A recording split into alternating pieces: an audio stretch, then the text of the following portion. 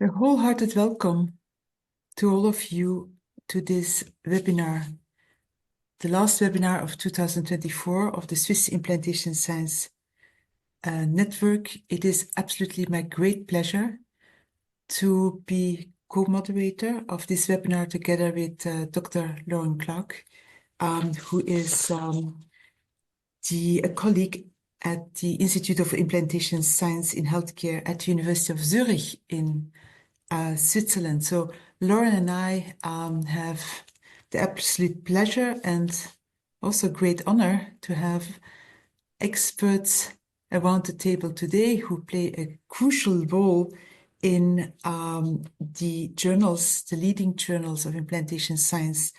So we would like to have each of these different editors being introduced. Lauren, over to you. Yes, thank you, Sabina. Hello also from my side.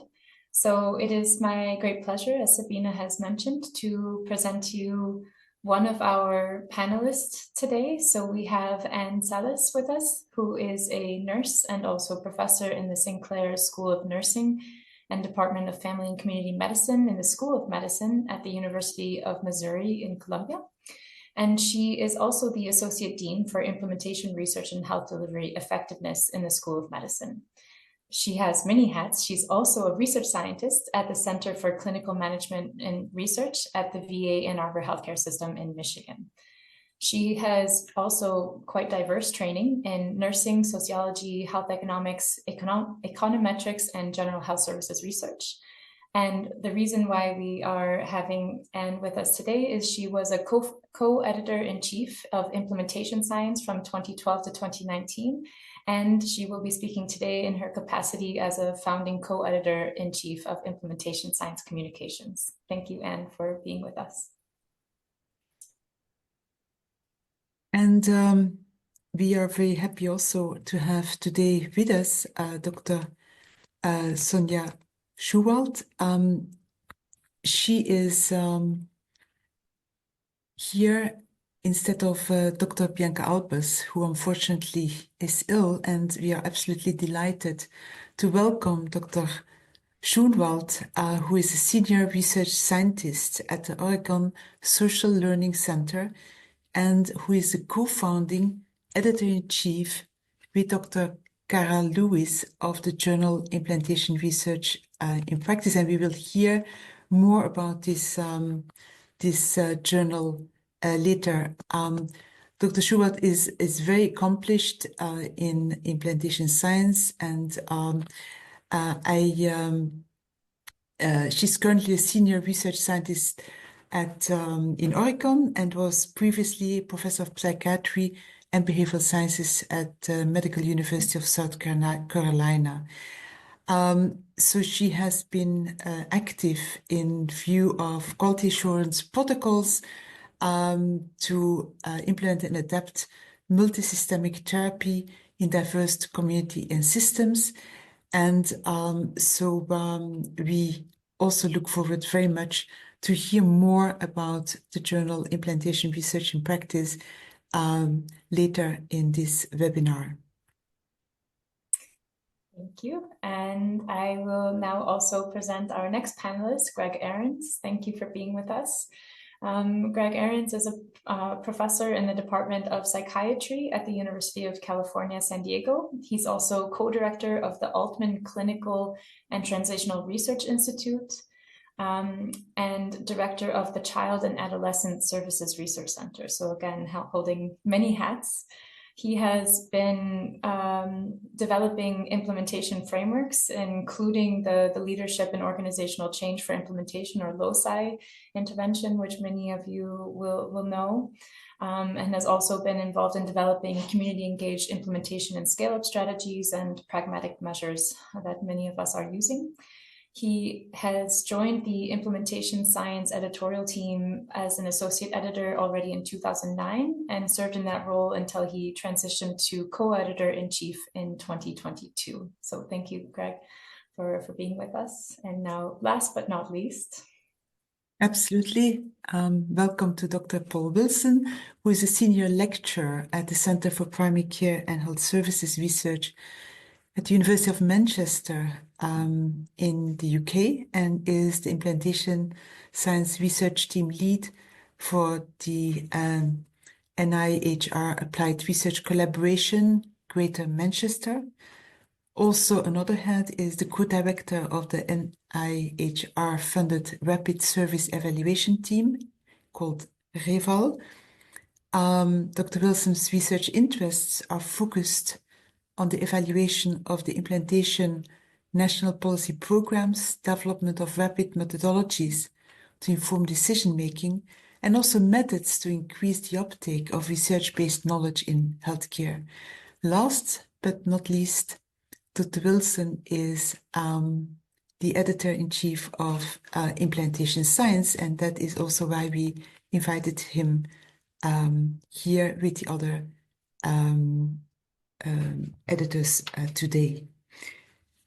So this webinar is being structured in a way where we have an input of the different editors on their journal, so that we have some basic information on these different journals. And this is being followed by a discussion. Now, all of you also can engage in the discussion by putting your questions into the chat, and you will get the opportunity then also to ask your questions during the discussion, but it allows us also to organize it. So we are absolutely delighted, and so I would like to ask Dr. Wilson and Dr. Ahrens, and I understood that Dr. Wilson will do the presentation of implantation science.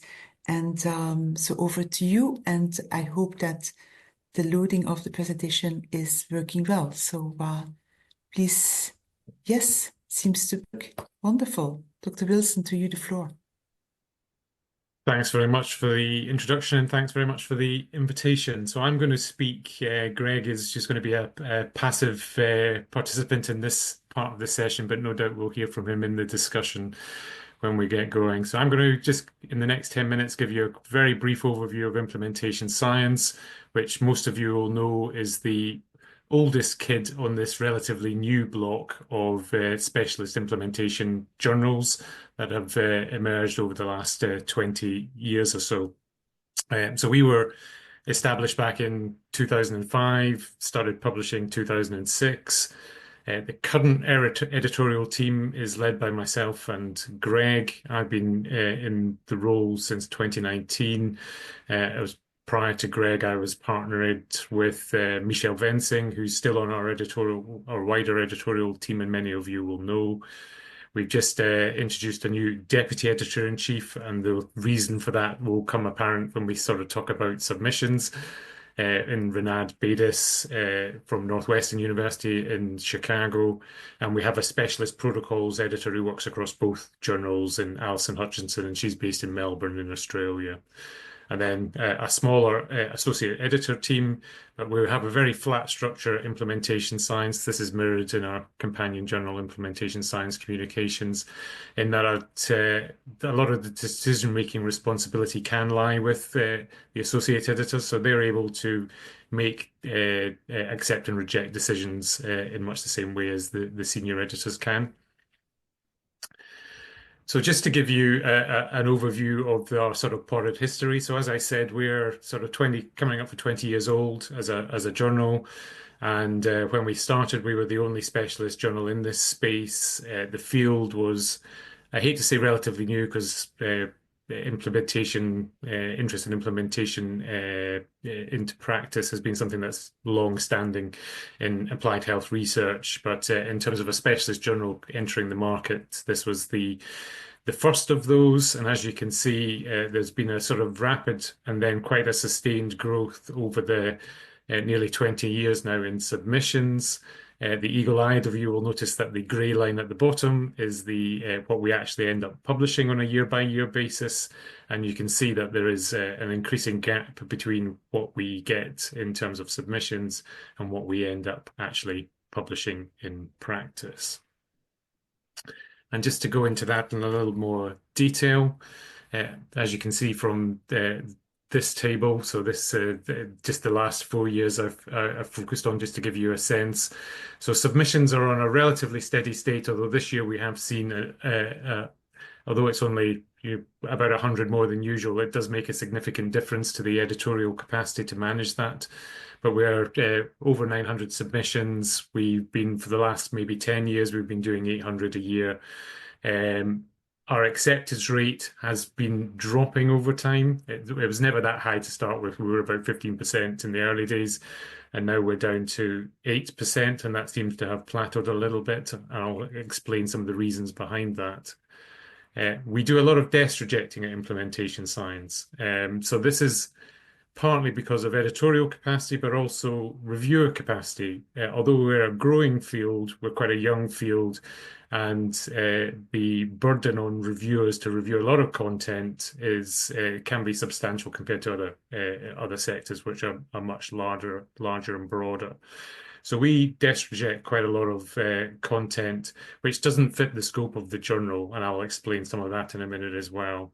And increasingly in these last 4 years, with the introduction of implementation science communications, we are transferring content, or offering transfer, I should say. So not all these transfers end up in an ISC, because authors can make decisions on whether that's the destination that they want to end up in. So, but these are the numbers that we do routinely. So there's a high volume of submissions. There's a low acceptance rate, and I'll hopefully explain some of the reasons behind that. And maybe we can pick some of those up in the discussion later as well.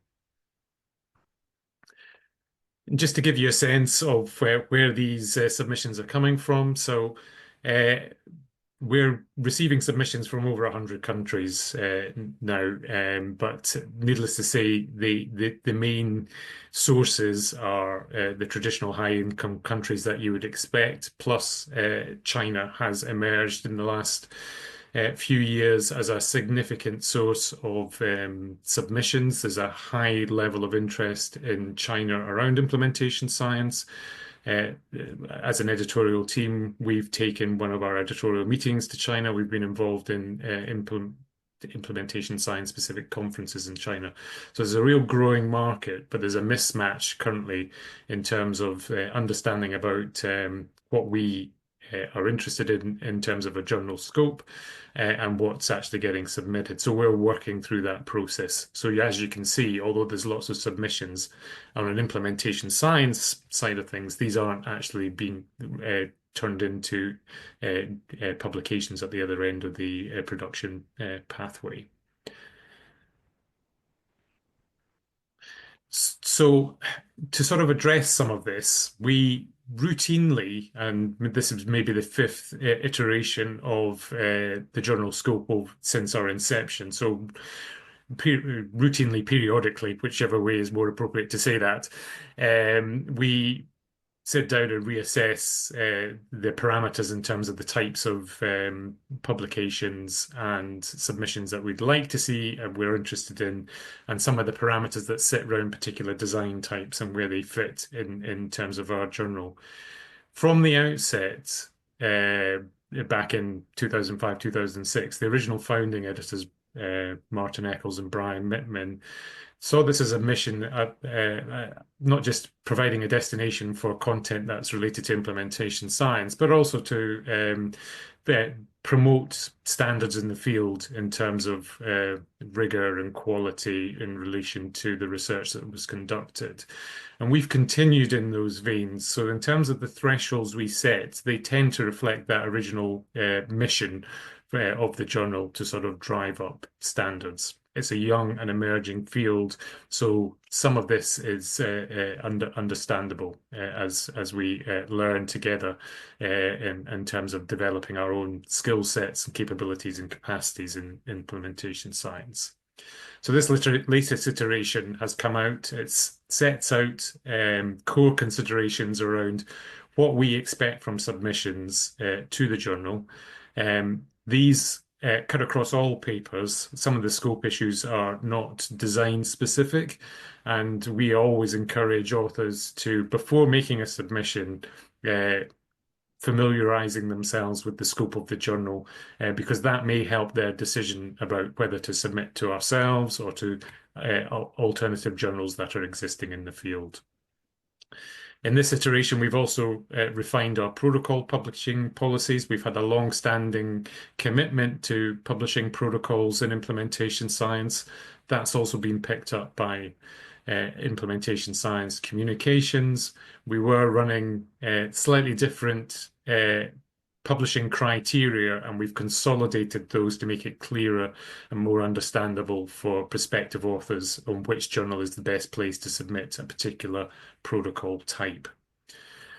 We also have quite new approaches to dealing with traditional barriers and enablers, determinant studies.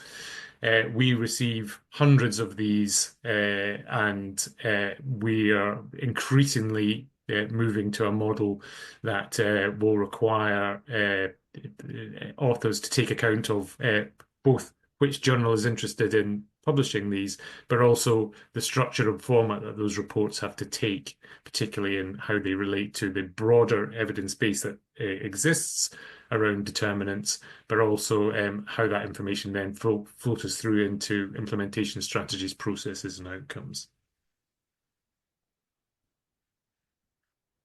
And just to finish off my intro slides, I just want to say about the reasons why we decided that we needed to introduce a companion journal. And this is really, our discussion started in this space around 2018, both with our publishers, but amongst ourselves as well. So we're very aware we've had this year-on-year growth.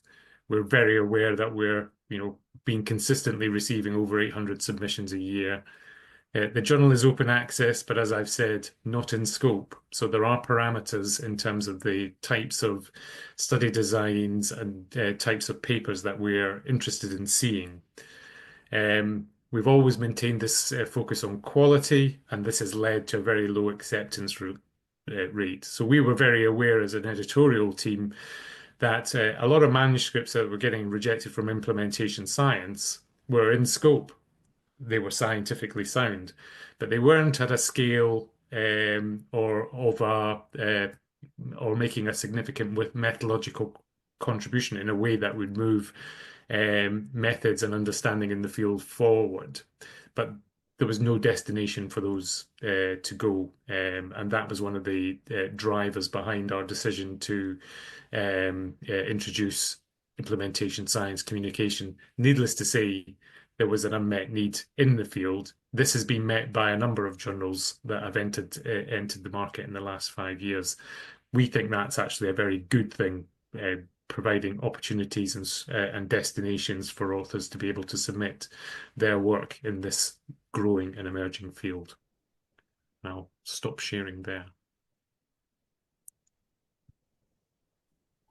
Excellent. Thank you, Paul, for this introduction overview of implementation science. I'd like to take the opportunity to remind all of our attendees to please enter any questions you have for Paul or for any of our other panelists. Please enter them in the chat, and we'll have time to go over some of those questions at the end. And in the meantime, I would already like to then welcome Sonja, who will present implementation research and practice. The floor is yours, Sonja. Thank you very much. And do I have the capacity? Do you see my slides? We are not seeing them yet. Okay.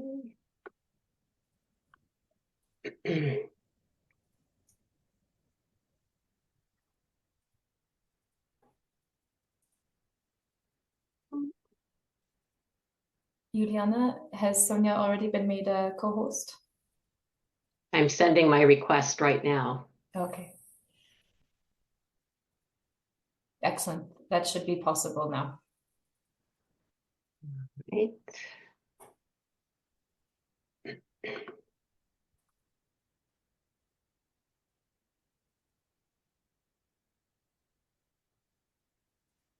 Do you see the title slide? Yes.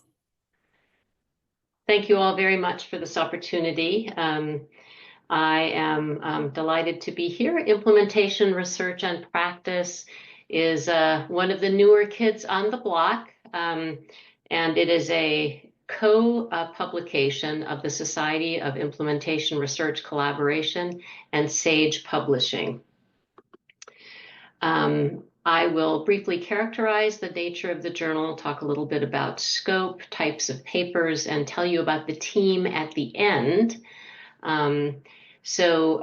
Briefly, we are also open access, online only, peer-reviewed, and our goal here is rapid publication of interdisciplinary research that advances the implementation in diverse contexts across all developmental phases of human life, of effective approaches to assess, prevent, and treat mental health, substance use, or other addictive behaviors in the general population and those at risk or suffering from those disorders. This came about, the impetus for the journal. Actually, some of the characters on this call were early inspirations for us.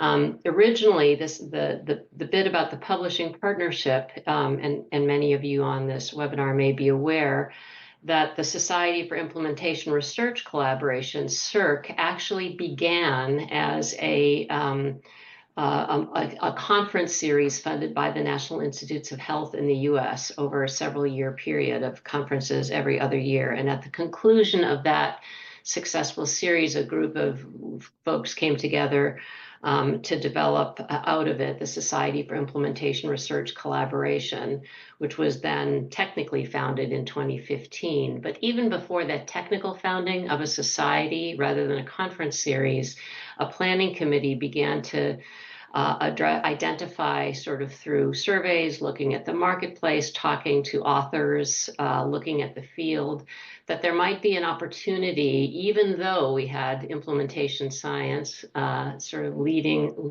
globally the field, that there would be an opportunity to take a look within this space of prevention, intervention, treatment, implementation of those things related to behavioral health, mental health, substance use, and other addictions. And so the planning committee began to explore these possibilities and do a sort of an overview of the field and the landscape. We put together a publishing partnership in 2019 and launched. Co-founding editor Kara Lewis, who had been a president of SIRC, and I as editors-in-chief in 2020.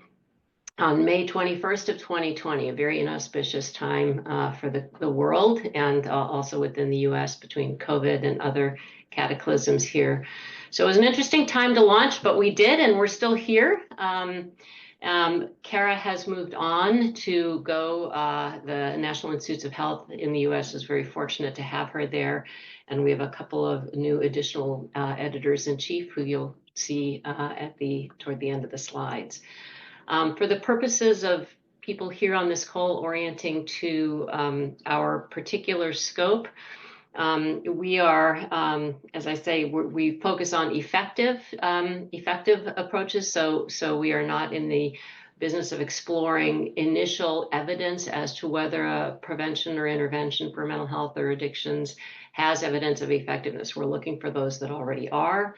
It's in this realm, again, mental health, substance use, addictive behaviors, but can be across many contexts. So schools, workplaces, community centers, health centers, preschools, wherever humans are in context and are at risk or already evidencing these issues and need to have access to effective prevention or intervention treatments. We are, as I said earlier, not focused on intervention development, feasibility, efficacy, or demonstration of implementation, strategy, feasibility, or efficacy for something that hasn't yet had a decent evidence base for effectiveness. We also are not focusing on general health or healthcare interventions.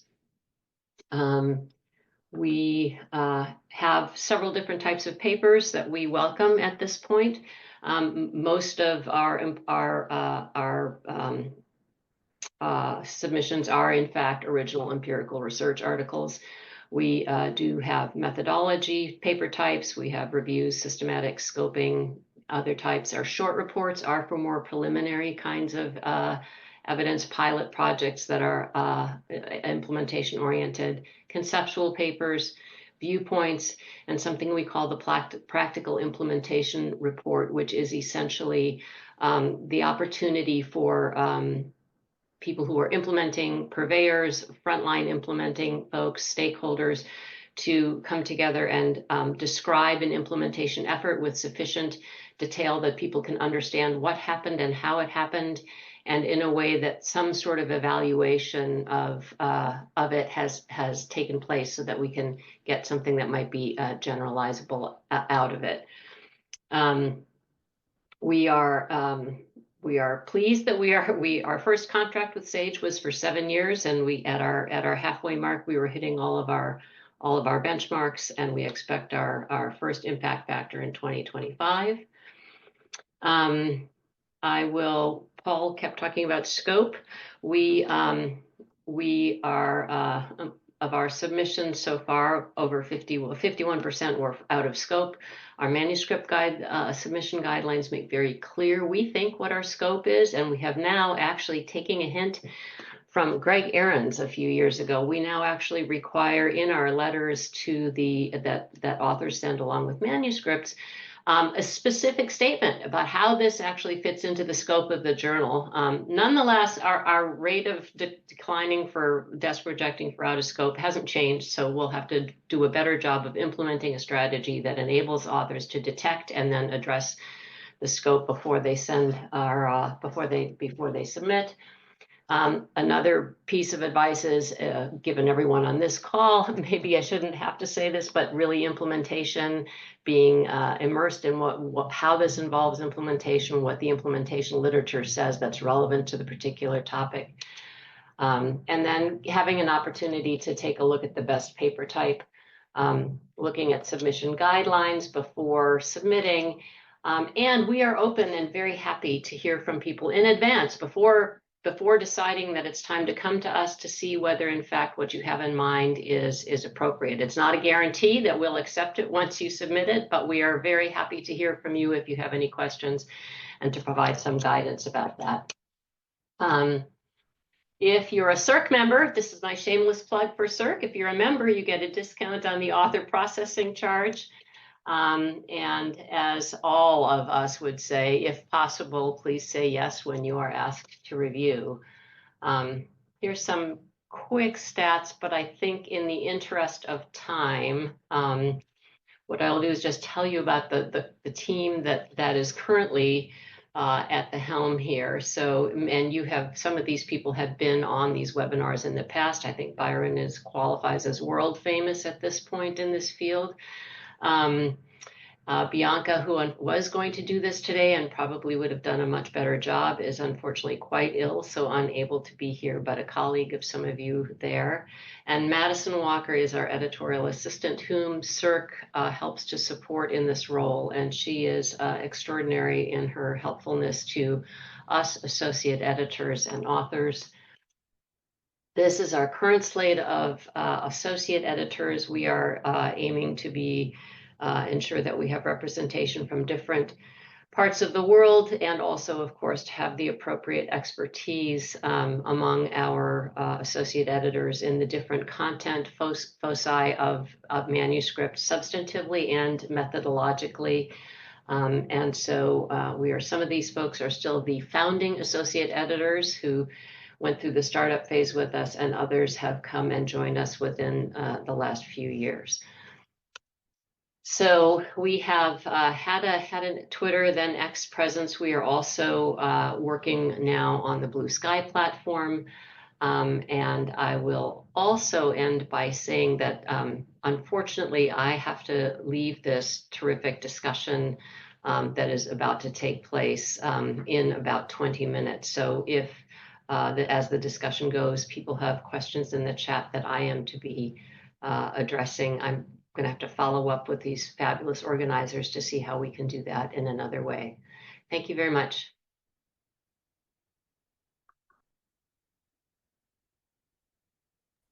Sabina, we're not hearing you yet. Dr. Schoenwald, thank you so much, and we are delighted that you just stepped in and joined us. Absolutely fantastic that your journal also could be presented here. I am now inviting Dr. Anne Sils for the third journal, which is being part of this roundtable with editors of implantation science journals, and she will present key points on implantation science communication. Dr. Sils, to you the floor.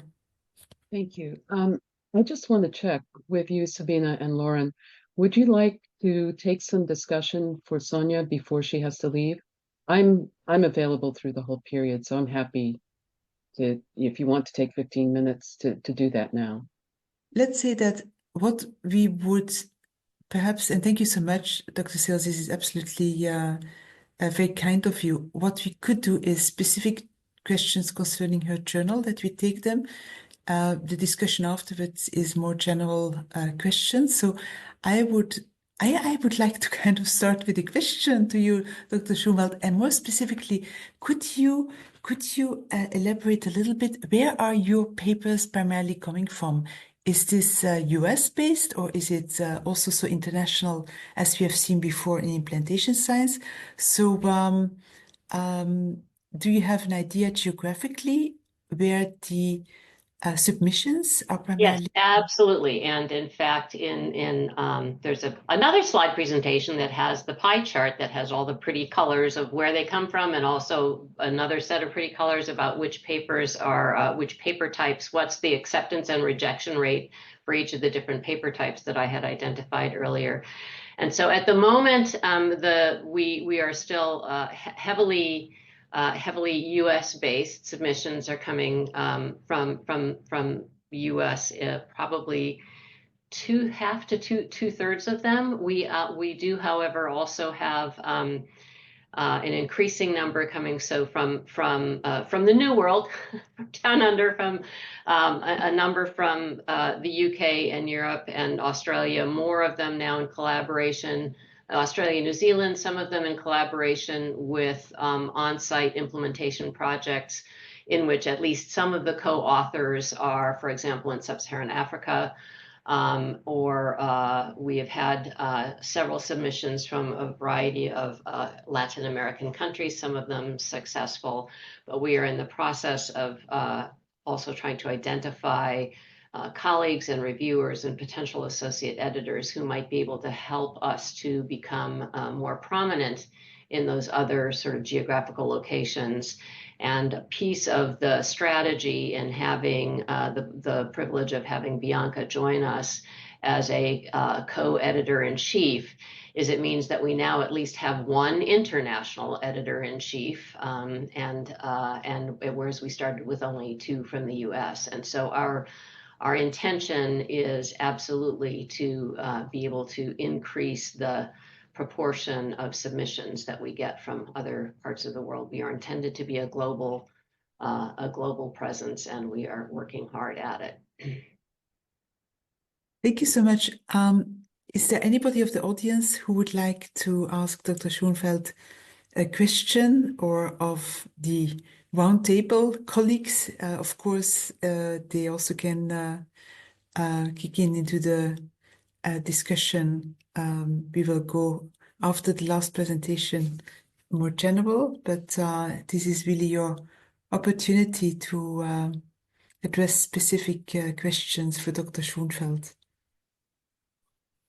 Lauren, please go ahead. If I may, Sonja, thank you for this presentation. One thing, so it was very interesting. Thank you for presenting the history of the journal. I'm curious as well about the thematic focus on interventions in behavioral, mental health, substance abuse, and so on, because it's not necessarily in the title obvious that this Yes. would be the scope. And so I just Mhm. wondered if you could say a little bit more about that, and if the title being broad is perhaps an indication that it will not always be that way. Perhaps at one point you would expand. I'm just a bit curious about this focus. It's an excellent question, and we were the process of coming up with a title among the CIRC membership, Journal Club, and SAGE was really fascinating. And what I would say is it is generic at the moment. And as you have sort of alluded to, is probably another reason why we get out of scope kinds of submissions fairly often, is partly because of what you are alluding to, which is depending upon how we did in the world, what kind of work we attracted, the quality of the work, both nationally, internationally, what kind of contribution we were making, whether we could hit our marks. We might find out that we were going to be in a position where we were saturating everything that could be in this realm with respect to behavioral health, mental health, and addictions sort of internationally, and could open up to other things. So that is a piece of it. A more proximal cause of the generic title was that early on, finding the vocabulary for behavioral health / mental health, substance use, addictions, that would make sense across different contexts, even just with our publisher in the UK. So the publishers wanted to call it social care. The folks in the United States couldn't understand really quite what that meant. We talked to the people in Australia, it was a different thing. And so part of the problem was we ended up with too many words in a title to try to get at how would behavioral health, mental health, and so on, addictions be referred to in a way that triggered for the world, oh, I should look here. And at the end of the day, this is what we have. And yes, there is in fact a possibility as we move forward and expand of a scope enlarging further. At the moment, we have not got this particular niche taken care of by any means yet. Greg, oh, am I allowed to call on? Who's sorry? Yeah, Your mom. go ahead, Greg, please. Call on Yeah. me.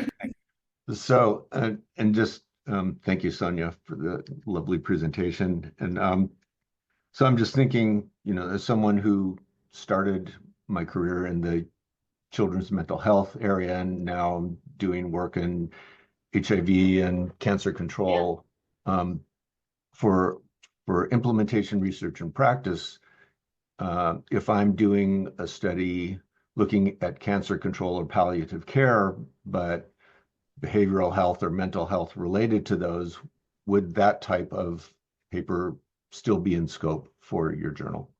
Yes, so we have had several. They don't always make it through to publishing, but not because they're a scope problem. Where there have been foci on implementation of things to help decrease depression or increase resilience with respect to different kinds of problems among cancer patients, for example. And we do have a number of HIV related, a number of papers in which HIV is a focal point, but the extent to which there might be addiction involved or depression or other kinds of issues definitely are in the mix. So they can be primarily another problem as long as we can see that there is concern about something related to mental health or addictions, and the implementation is relevant to both, right? So it's good enough? Okay. Thank you.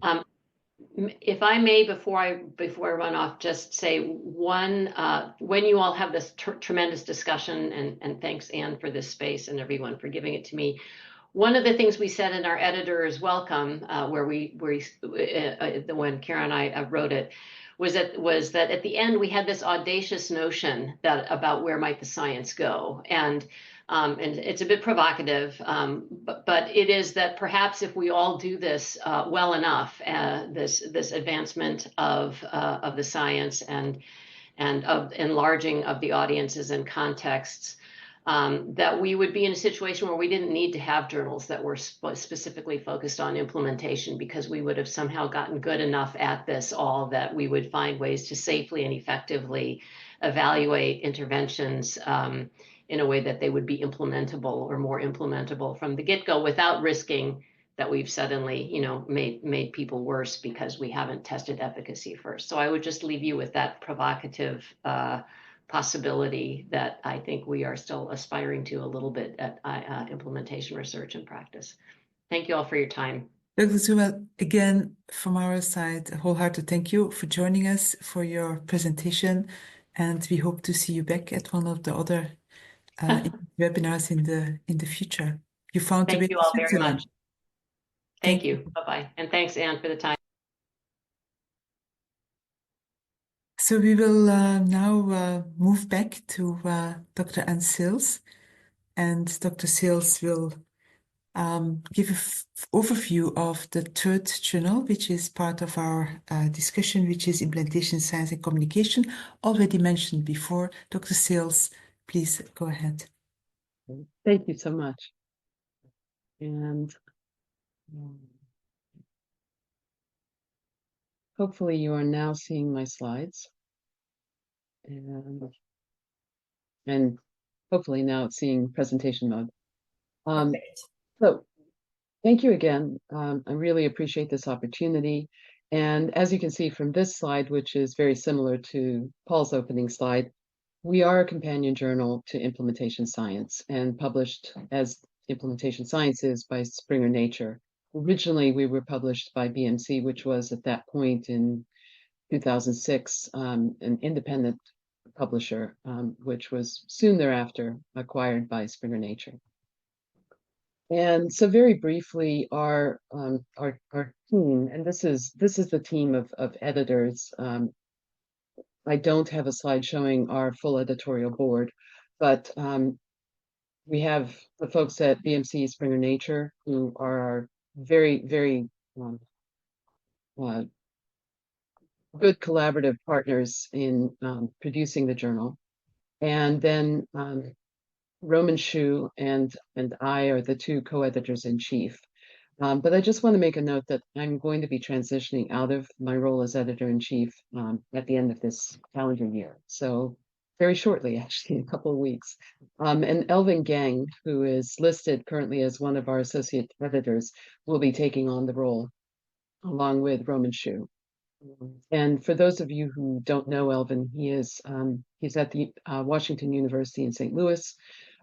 He is a very accomplished implementation scientist and infectious disease physician, and his implementation science work to date has been very largely focused on HIV/AIDS, but increasingly, as is so true of so many of us, is expanding in scope beyond HIV and AIDS into broader health issues.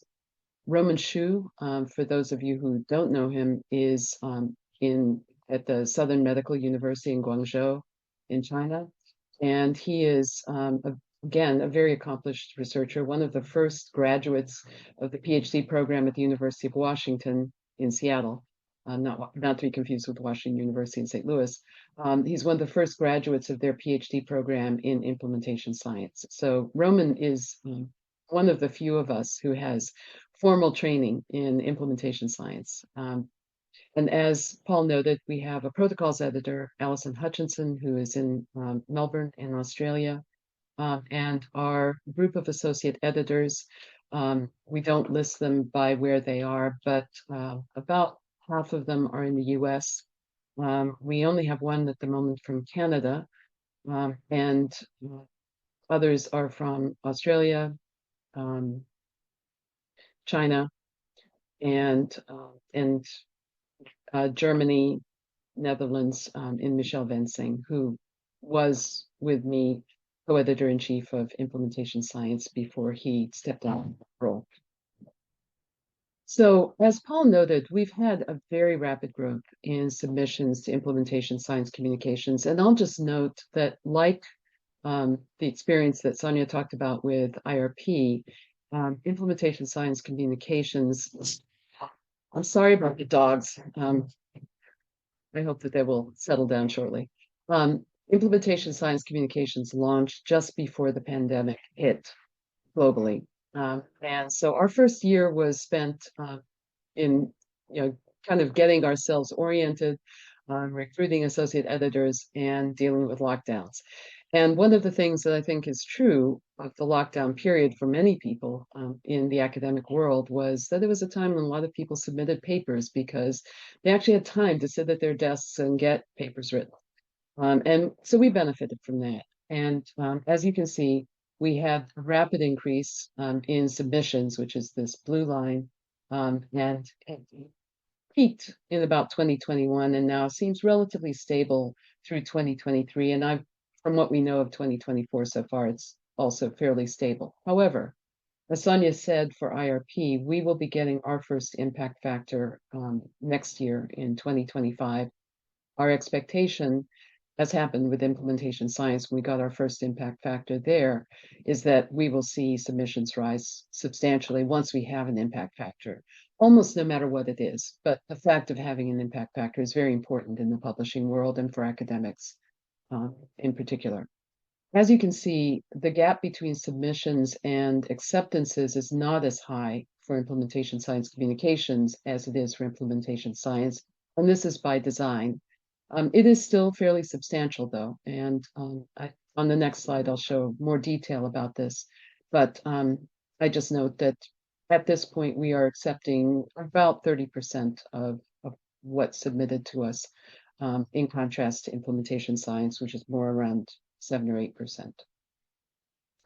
So this gives a little more detail and goes into the first part of 2024 in terms of our submissions. The proportion that we send out for review, our acceptances, which of course were small in our first year, and then our acceptance rate, which started off a little lower than we wanted, actually. We have been shooting for an acceptance rate between about 30 and 40% in general, and we've been staying in that range since then.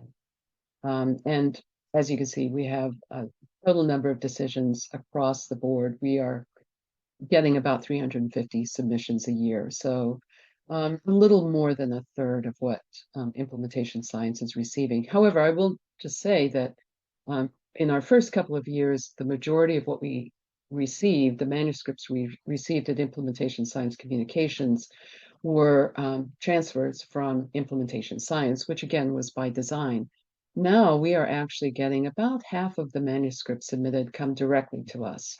Which is interesting, not something, frankly, that I had expected. I expected we would continue mostly to get transfers and that most people would initially submit to implementation science. But we are seeing more and more people submit initially to implementation science communications, which is fine. I personally, I'll just say my personal strategy always with publication is to shoot for the highest ranking, highest impact factor journal that makes sense to me and is in scope. And so it's a little puzzling to me that people don't always start at implementation science. But at the same time, this helps to spread the workload, and we work and collaborate together very, very closely and effectively. In terms of geographic distribution, much like implementation science and IRP, the majority of our submissions come from the US. And as you can see, that was lower in 2024 than in 2023. But again, 2024 is only partial in this year. It only goes to mid-year. I think we'll see this about the same number by the time we close the year in another few weeks. Australia is our next highest, but very closely followed by UK and Canada. These vary significantly. And you can follow through to see how many acceptances we have and then the actual publications that we're getting from each of these countries. I want to just point out that US, Australia, UK, Canada, Netherlands, and I would say actually to some extent Sweden as well, the Nordic countries, we have traditionally gotten a fair number of submissions from those countries. Uganda is showing up in our top countries submitting. And this year we might see a different distribution. We have had a number of submissions from Sub-Saharan Africa in general, and Uganda, Kenya in particular. And we are beginning to see more submissions from some of the European countries as well. Our goal is to increase our global reach, which I think is true for all of the journals participating in this discussion today. And to achieve that, we are also increasing and expanding our editorial board. We have representation from a number of countries, including many in the global south, and we expect to see that increase as well. So very briefly, just a few other metrics for the journal. And this is true for all online journals, that the number of downloads is often very high. And as you can see in 2023, getting up to 750,000, which is a lot. Citations are many fewer because that actually requires a publication, using and citing the papers that are downloaded. And then social media mentions, again, for implementation science communication, are relatively strong and relatively high. We are currently indexed in these, and as I say, we're expecting our first impact factor next year, whenever those come out. So just to go a little bit, we talk a little bit more about the history. Paul has alluded to this, but to our knowledge, there was no journal focusing on the science of implementation before Implementation Science was founded in 2006. Our founding editors were Martin Eccles, who's depicted here, and Brian Mittman. And Martin and Brian were succeeded by Michelle Vensing and myself. And we stayed in those roles.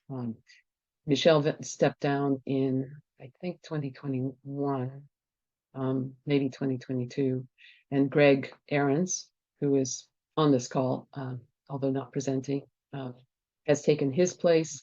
And Rebecca Armstrong was the other co-founding editor-in-chief for Implementation Science Communications.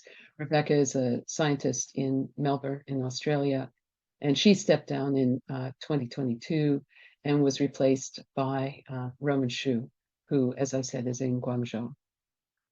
I do want to just note, though, Lauren asked a question of Sonja about the fact that the title of the journal is very broad and doesn't discuss the fact that it focuses primarily on behavioral health. Implementation Science is also a very broad title, as is Implementation Science Communications, and neither of those titles reflect the fact that our scope really is almost exclusively health. We are pushing the boundaries on that to some extent, and we have published quite a few papers that focus on health-related implementation of evidence-based practices in non-health settings. For example, schools in particular, correctional institutions, social care facilities more broadly, including social services and other more community-based, less institutional settings than healthcare, as defined differently across different countries, but often somewhat narrowly. And this is an area that is, I would say, stretching us because we don't have a great number of reviewers in those areas. But I do want to note that implementation is a human activity that spans essentially all settings and sectors across our economies and across the globe. And I think that while these journals, all the ones that have implementation science or implementation research in their title, are still very much health focused. For the most part, I think we're still excluding a great many types of papers that we could be thinking about more. Just to talk a little bit about the increase in publication access through the increase in journals that we've experienced.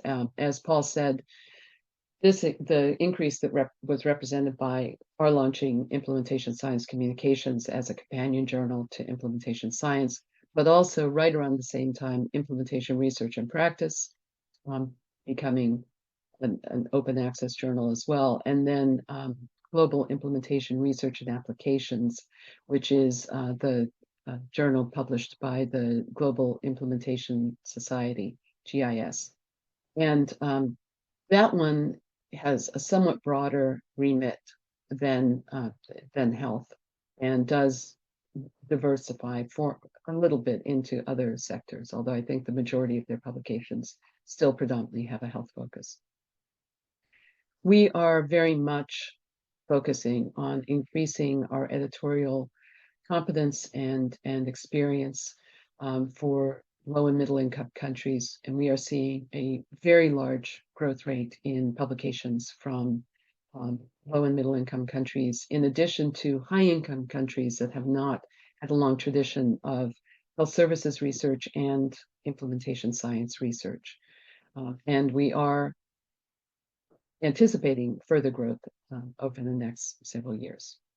And I think that that is it from my slides. So I will go ahead and stop sharing at this point and turn it back over to you, Sabina and Lauren.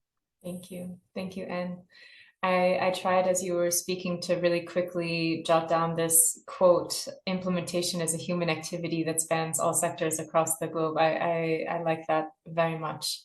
And I think a lot of our discussions as well come back to implementation science is not only health and healthcare sector, but that is, so I like this very, very timely.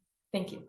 All right, so I would like to kick off our round table mode. So we have a few questions pre-prepared for you, and I would at the same time like to again remind anyone who has questions for our editors, either specific to that what has been presented so far or just anything in general, please go ahead and do so in the chat. But in the meantime, I will kick us off with an easy question, which is, where do you see the field of implementation science evolving in the coming years? And I would invite you all to feel free to speak to this topic. Yeah, I'll jump in. Thanks, Greg. So, I think in light of even the discussion that we've been having, globalization of implementation science, and a lot of the work has been centralized with countries with the funding to support implementation science studies and the development of implementation science, for example, in the US within the National Institutes of Health that, started off, with a couple of institutes, with the National Cancer Institute and the National Institute of Mental Health, and now is across 17 of the institutes within the National Institute of Health. And also, recently seeing more specific funding for work in low and middle income countries. So the National Cancer Institute has an initiative on implementation science for cancer control. In LMIC's, the National Institute of Mental Health, their global mental health division is, I think, growing. And then institutes in particular, like the Fogarty International Center, which has sort of the mandate to support,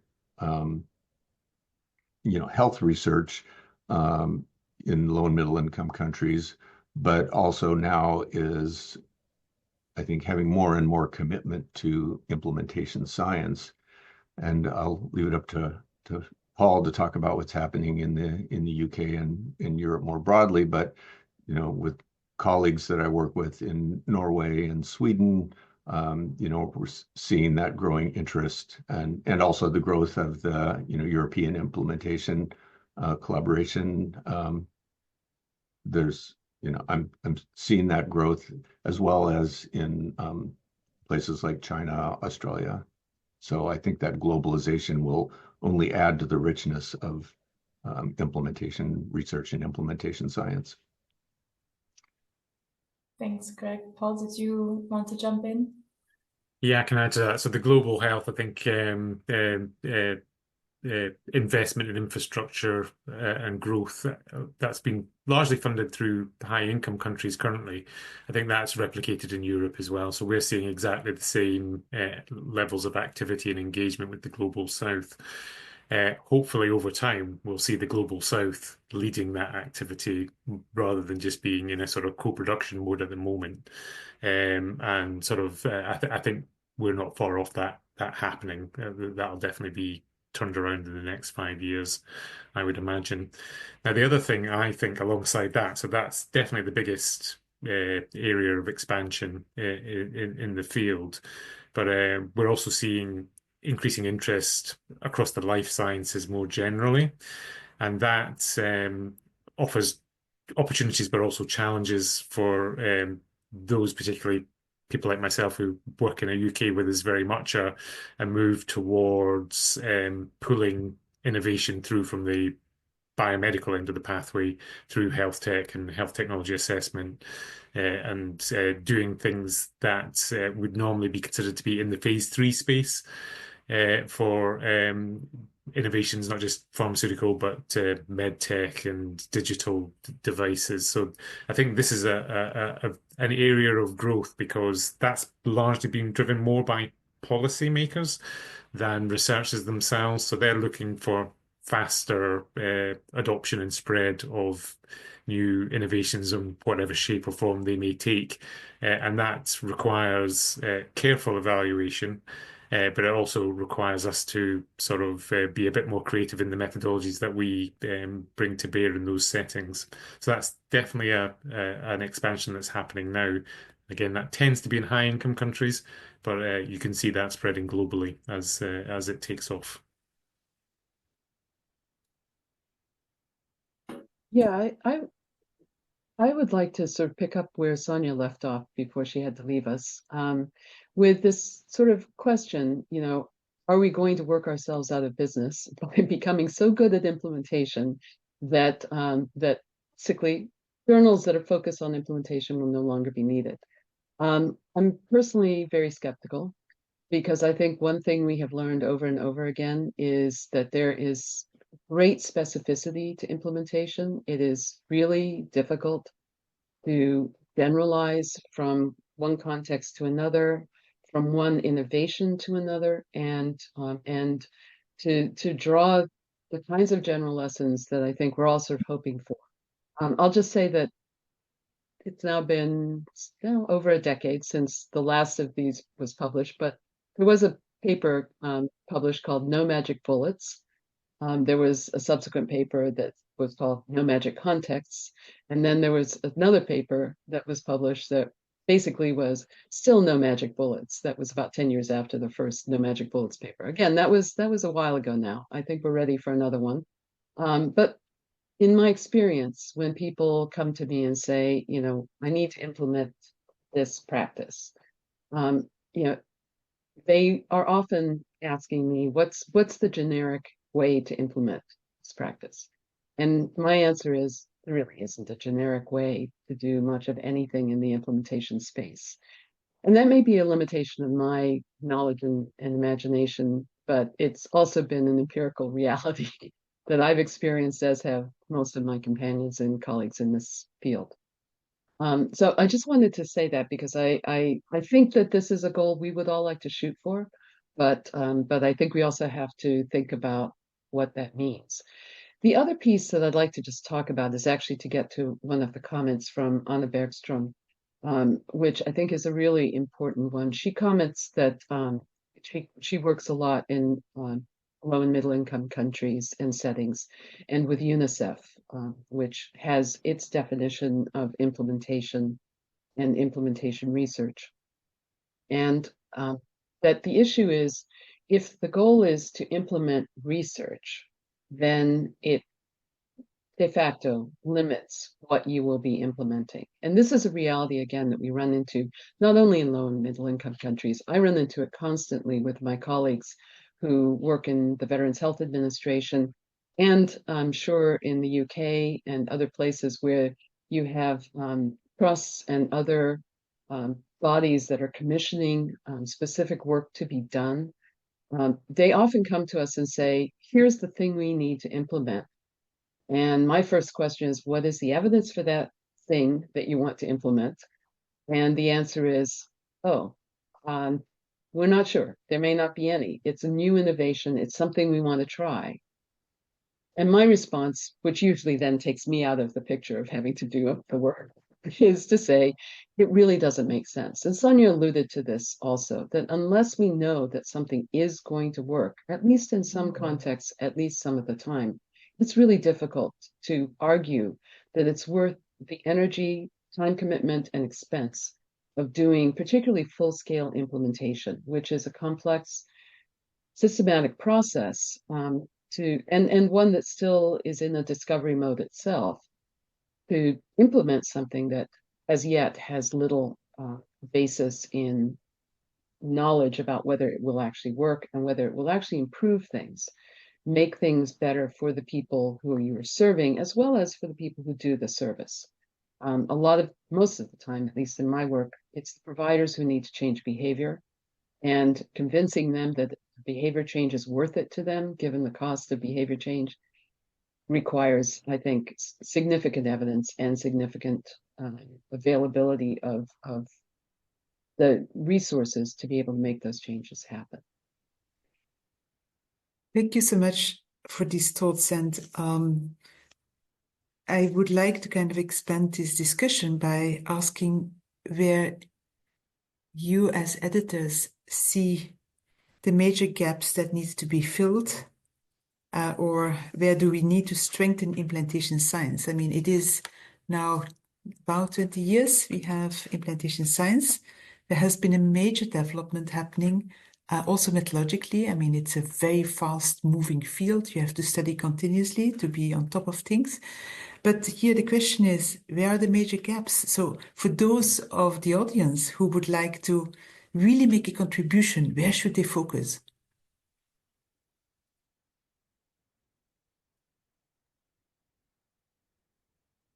So I'll jump in since no one else is. Yeah, I mean, I think one of the things we see, that it's common knowledge that there are many, many theories, models, and frameworks. One of the gaps that we see in submission is the lack of actually digging in and testing the tenets of those theories and models and frameworks, and really kind of specifying, which aspects of a framework may or may not be important, and how to set up your research so you can actually test that. So, one of the gaps for us, and I think one of the reasons for many of our desk rejects, is there something new in what's being submitted? Is there something new in the study that's being presented that will advance our knowledge of the field and advance our understanding of frameworks of the sort of mechanisms of implementation that can drive improvement in the implementation? So for me, that's one of the major gaps. Thank you so much, Dr. Wilson. I'll just add to that. So I think methodology-wise, I think if you're a new entrant or somebody who's come into this field and you're developing your early mid-career research, I think don't lose sight that implementation science is part of a broader applied health research constituency.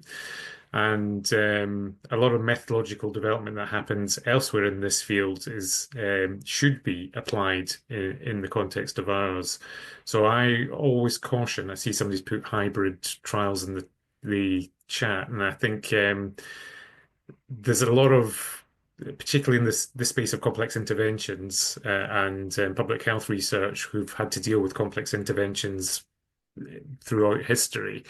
I think there's a lot we can learn from other fields that are very much aligned to ourselves. So let's not get too siloed in the way that we apply and think about both methodology and indeed theory in this space.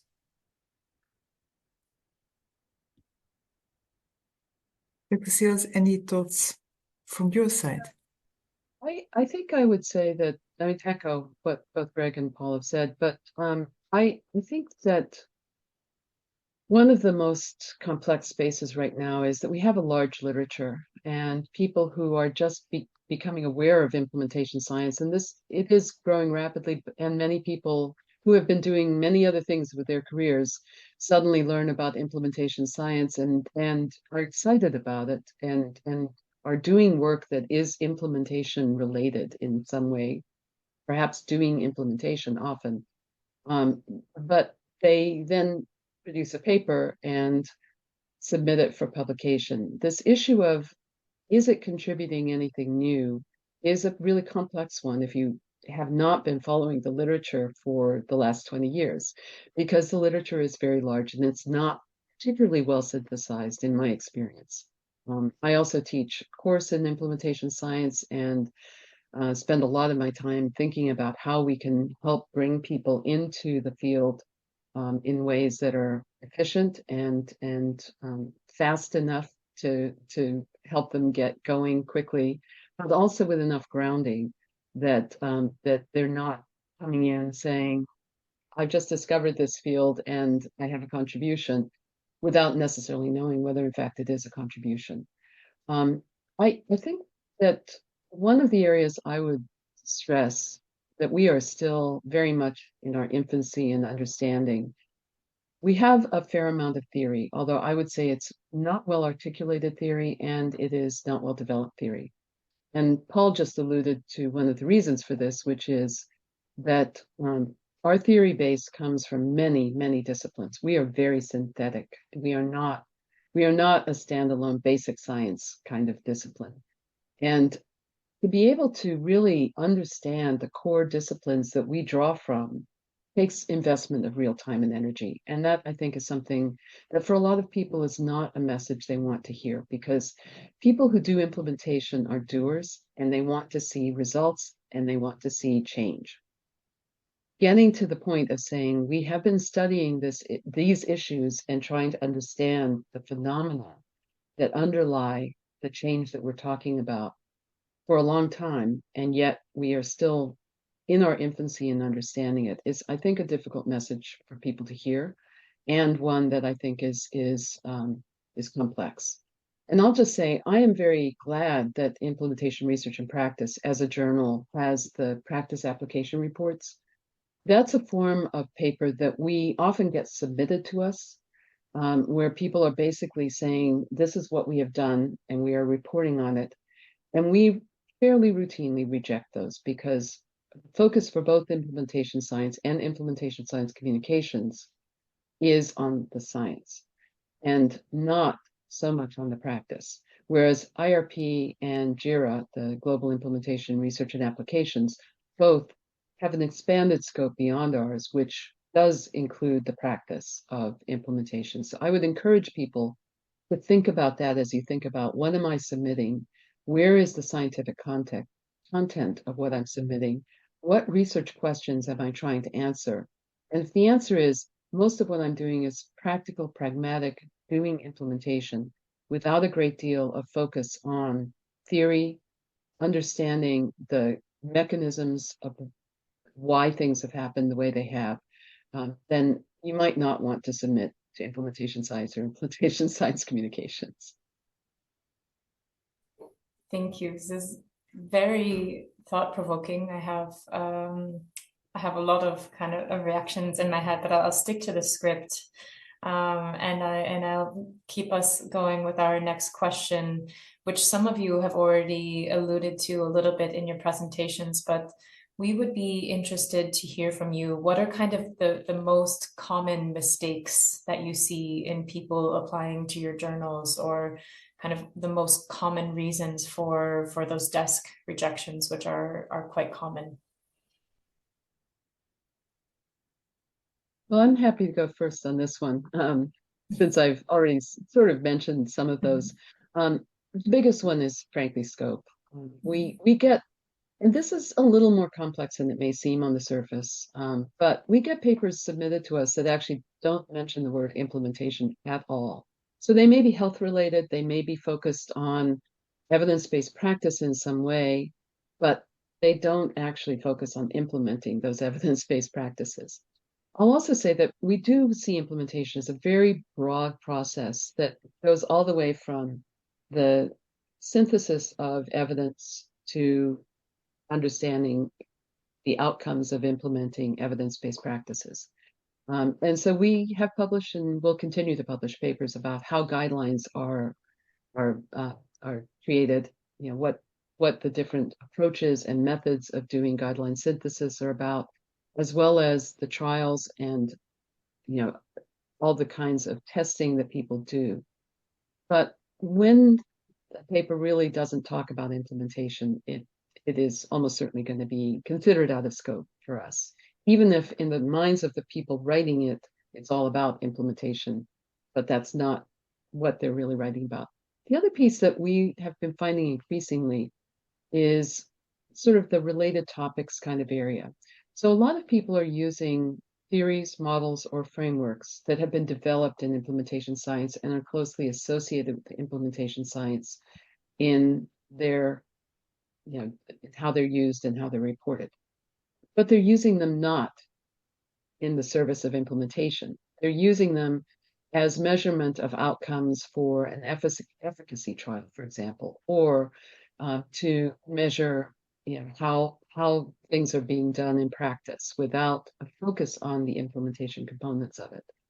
Another often related thing is in the area of adaptation. So a number of frameworks have been developed around adaptation, and to some extent sustainability is another emerging area. And people see that they're using an adaptation framework, and in their minds, that means they're doing implementation science. In our minds, it's not always so clear. So I would say, really thinking, is this thing I'm talking about related to implementation and implementation evidence in a way that I can defend and describe as evidence and effectiveness of the practice or policies that are being implemented? I'll just jump in with another one as well. So we receive a lot of pragmatic trials at implementation science. So trials that are establishing often the clinical effectiveness of an intervention, or establishing the focus is intervention and effectiveness in some shape or form. And they often have, not often, occasionally come with process evaluations that have gathered some information on implementation. They're not in scope for implementation science, but because people have gathered some information that relates to implementation, so it very much plays to what Anne's just said, people think that it's in scope. But fundamentally, we look at what's the design, what are we actually assessing here?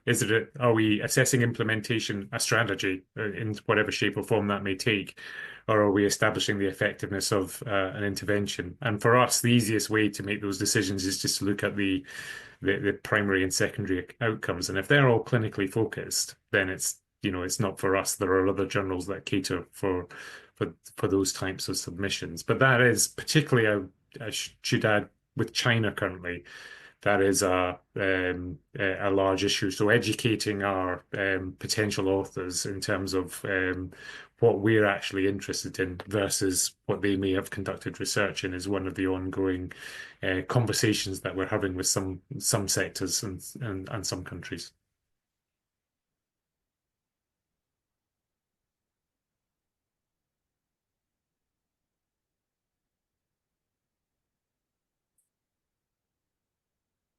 I just would like to come back to something that already has been addressed before, which is you see more and more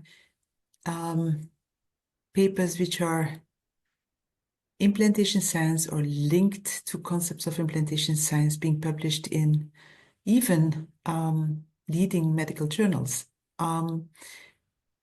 Varying quality, but nevertheless, you see really that there is this kind of infiltration, which I think is not a bad thing, because it's kind of showing that this type of methodology is gaining traction.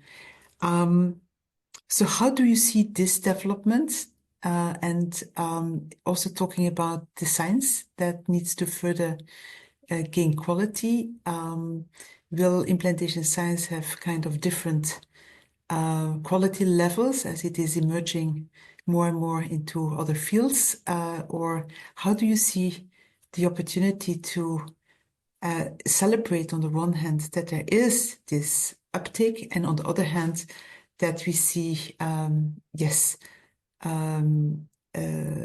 some papers being declared as implementation science, which you could question. So would like to hear your your ideas about that.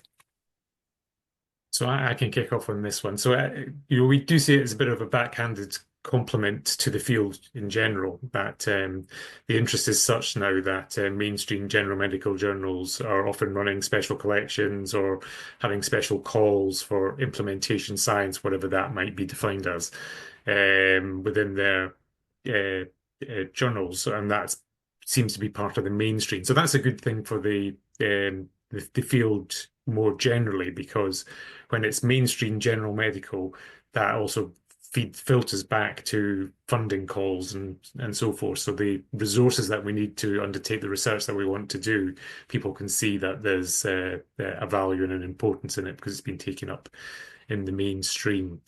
Of course, the downside of that is there's a lot of noise, and the problems that we have with what is being called implementation science in some settings and others, and by some journals, can be problematic, and it does lead to confusion in some of the submissions that we get. We often get various scopes quoted back at us when we may have desk rejected something, and then you have to spend some time explaining to the authors why that's not what we're looking for. So I think it's an issue, but at the same time, I see it as a positive thing. If we're seen as part of mainstream applied health research, that's great news. I think this, I mean, for me, this goes back to Anne's comment about kind of where the field is in terms of the growing interest. And I think we've seen an exponential curve increase in the last few years in interest in implementation science. So much so at the largest conference in the US, which is coming up again next week, sponsored by Academy Health and the NIH in the US. At the opening remarks, David Chambers asked, how many people, this is your first conference, first implementation conference? And it was about 2/3 of the audience. And so I think what we see is when interest comes from a specific, medical journal or clinical area journal, sometimes that reflects this sort of newfound enthusiasm for the field, and the kind of level of sophistication or level of purview of the development of the field may not be fully represented. And I think it also relates to Anna Bergstrom's comment in the chat about the UNICEF definition of implementation research versus the WHO definition versus the NIH versus the NIHR, and each of our journals, also provides definitions. So I think that leads to some kind of confusion and lack of distillation about kind of the core tenets of implementation research. And so I think in these different venues where things get published, those varying perspectives are represented. And I agree with Paul. Overall, I think it's good for the field because it raises the general interest in the field of implementation research and implementation science, and hopefully we'll be coming together. But also we have these diversity of perspectives, which can add to, I think, to the field. Excellent, thank you. So I want to make sure we also have time to get to questions from the audience. We have a question from Yashu Pokerel, who asks, are there any opportunities for junior people in the field to intern in the journals or as editors? And if so, how could they be reached? Any thoughts on this? So the simplest way is to get in touch and register as a potential reviewer. You go in our database, and some of our associate editors have worked up from being peer reviewers into an editorial role because they've been so good. So that's the easiest entry point for early career researchers, I think. And that's something that you can just get in touch with us, and we'd be more than happy to have you in either journal. So we share a database, I think, in the background. So please, if you're interested in reviewing for us, please get in touch. Thanks, Paul. I think that's good for especially early career research, just to know you don't have to wait to become so renowned that you're on the radar, but you can volunteer. And I think journals are even happy to have qualified, motivated early career reviewers as well in their databases. Thank you. I see there is one kind of more general question about the role of digitalization in implementation science. Any thoughts in this area? So digital health is something that we do focus on. So we're as I said, we're not just clinical interventions. So digital health interventions is something that we see a lot of. A lot of our submissions are related to that. We're in a space that we compete with a number of very high-profile digital journals themselves. So Nature Digital Medicine, JMIR, JAMIA. So it's a very crowded space. They do a lot of implementation research activity as well, but it's certainly within scope for us. Yeah, and just to add to that, I think this is actually, from the science perspective, a complex area. So if you look at the dominant frameworks in implementation research, digitization rarely, there's basically no mention. There might be something about information records and changing information records as a strategy or something like that. And that, I think, reflects the reality that our frameworks come from the 20th century. And they come from predominantly primary care research in implementing guidelines in primary care in the 20th century. And this is back to a question that Sabina had about, how, or actually, I think it was yours, Lauren, about what do we need to do to expand and move the science forward? I think this is a critical area. We need to expand our theorizing and our frameworks to be robust around what does it mean to use the tools that we now have available to us through electronic health records, through all of the kinds of apps and databases that are expanding and proliferating in all areas of health, and also all areas of human activity. But specifically in health, this is a huge area, and I would say poorly understood in the implementation space. Yeah, I think there's sometimes the things that we deal with as editors is, what is really being implemented? Is the digital process the implementation strategy, or is it the clinical intervention, or is it some combination of both? And is that clearly specified? And so I think authors in this space, people doing the research, it would help us if they could be explicit and clear about what's the implementation strategy, and what is the sort of clinical space, clinical intervention piece, and what is the evidence for the clinical part of that. Excellent.